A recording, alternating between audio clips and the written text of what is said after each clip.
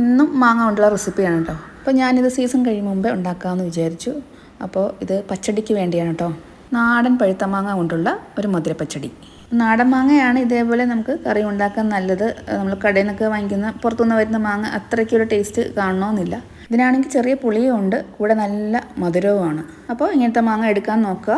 ഇനി ഇതിൻ്റെ തൊലി ഇതേപോലെ ഉരിച്ച് മാറ്റിയിട്ട് നമുക്ക് ചട്ടിയിലേക്ക് ഇട്ട് കൊടുക്കാം. ചെത്തി മാറ്റരുത് കേട്ടോ. ചെത്തി മാറ്റുമ്പോൾ നമുക്കിത് വെന്ത് കിട്ടാൻ കുറച്ച് താമസം എടുക്കും. അപ്പോൾ ഇങ്ങനെ ഉരിച്ചെടുക്കുമ്പോൾ മാങ്ങ പെട്ടെന്ന് വെന്ത് കിട്ടും കേട്ടോ. അപ്പോൾ എല്ലാം ഇതേപോലെ ഉരിച്ചെടുക്കുകയാണേ.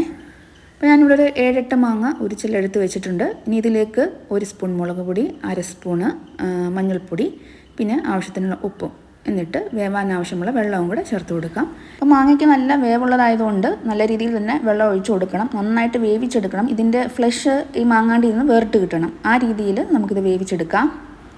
അപ്പോൾ മാങ്ങ വേവുന്ന സമയം കൊണ്ട് നമുക്കിതിലേക്ക് വേണ്ട അരപ്പ് തയ്യാറാക്കാം. അപ്പോൾ അരപ്പിന് വേണ്ടി വളരെ കുറച്ച് തേങ്ങ മാത്രം മതി കേട്ടോ. ഇപ്പോൾ ഞാൻ ഒരു നുള്ളാണ് എടുത്തേക്കുന്നത്.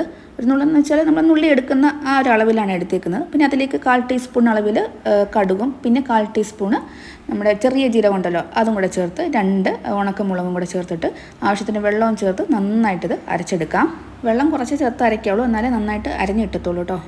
അപ്പോൾ മാങ്ങ വെന്ത് വരുന്നുണ്ട്. ഇനി നമുക്ക് തുറന്ന് വെച്ച് തന്നെ ഇളക്കിയിട്ട് ഇത് വെള്ളം ഒന്ന് വറ്റിച്ചെടുക്കണം. നമ്മൾ ഈ ഒഴിച്ചു കൊടുത്ത വെള്ളം ഉണ്ടല്ലോ അതൊന്ന് നന്നായിട്ട് നല്ലതുപോലെ വറ്റി വരണം, എന്നാലേ മാങ്ങ നന്നായിട്ട് വേവത്തുള്ളൂ. വെന്ത് ഇതൊരു കുഴമ്പ് പരുവത്തിലാവണം, അതായത് മാങ്ങ കുഴമ്പ് പോലെ ആവണം. മാങ്ങ എല്ലാം ഒരു കുറിയ പരുവത്തിൽ ആയിട്ടുണ്ട്. ഇനി ഇതിലേക്ക് നമുക്ക് മധുരത്തിന് ആവശ്യമായിട്ടുള്ള ശർക്കര ഉരുക്കിയത് ചേർത്ത് കൊടുക്കണം. അപ്പോൾ ഞാനത് നേരത്തെ ഉരുക്കി വെച്ച ഫ്രിഡ്ജിൽ വെച്ച ശർക്കരയാണ്.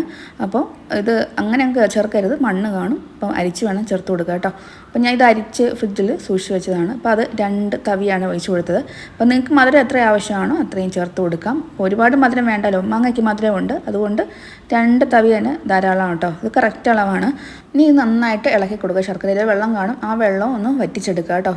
അപ്പോൾ വറ്റി ഇതും കുറുകിയ പരുവത്തിൽ ആയി കിട്ടണം. അപ്പം കുറുകുന്ന സമയത്ത് ഇത് പൊട്ടിത്തെറിക്കും. അപ്പം ഇതുപോലെ ഒന്ന് മൂടി വെച്ച് ഇടയ്ക്കിടയ്ക്കൊന്ന് ഇളക്കിയിട്ട് കൊടുത്താൽ മതി കേട്ടോ. അപ്പോൾ ഫ്ലെയിം ഒന്ന് മീഡിയത്തിലാക്കാൻ നോക്കുക. അപ്പോൾ ഇതിലെ വെള്ളവും ഒരുമാതിരിയൊക്കെ വറ്റി വരുന്ന സമയത്ത് നമുക്കിതിലേക്ക് അരപ്പ് ചേർത്ത് കൊടുക്കാം.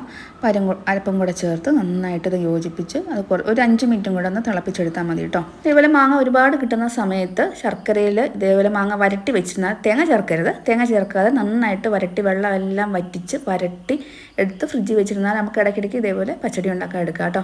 അത് ഏറെക്കാലം നമുക്ക് ഫ്രിഡ്ജിൽ സൂക്ഷിച്ച് വെക്കാവുന്നതാണ്. ഇതിപ്പോൾ ഞാൻ അത്രയും വെള്ളം വറ്റിച്ചെടുത്തിട്ടില്ല, കാരണം നമുക്ക് ഒരു ദിവസത്തേക്ക് ഉപയോഗിക്കാൻ വേണ്ടി, അതുകൊണ്ട് അത്രയും വെള്ളം ഞാൻ വറ്റിച്ചെടുത്തില്ല. എന്നാൽ കുഴമ്പ് പരുവത്തിൽ ആക്കി എടുത്തിട്ടുണ്ട്. എന്നിട്ട് വെളിച്ചെണ്ണയിലേക്ക് കടുകിട്ട് വറുത്ത് കറിവേപ്പിലയും നമ്മുടെ വറ്റൽമുളകും കൂടെ മൂപ്പിച്ച് അതും കൂടെ ചേർത്ത് ഇളക്കി യോജിപ്പിച്ചെടുക്കാം. ഇനി ഫ്ലെയിം ഓഫ് ചെയ്യാം. നല്ല ടേസ്റ്റാണ് കേട്ടോ. ചോറിൻ്റെ കൂടെ ഇത് മാത്രം മതി, ഇത് മാത്രം തൊട്ട് കൂട്ടി നമുക്ക് ചോറ് കഴിക്കാം. ഇത്ര ടേസ്റ്റാണ് കേട്ടോ. അപ്പോൾ വീഡിയോ ഇത്രയേ ഉള്ളൂ. ഇഷ്ടപ്പെട്ടാലൊന്ന് ലൈക്ക് ചെയ്യുക, അതേപോലെ സബ്സ്ക്രൈബ് ചെയ്യാൻ മറന്നു വരുത് കേട്ടോ. പുതിയൊരു വീഡിയോയുമായിട്ട് വീണ്ടും കാണാം. അപ്പോൾ എല്ലാവർക്കും താങ്ക്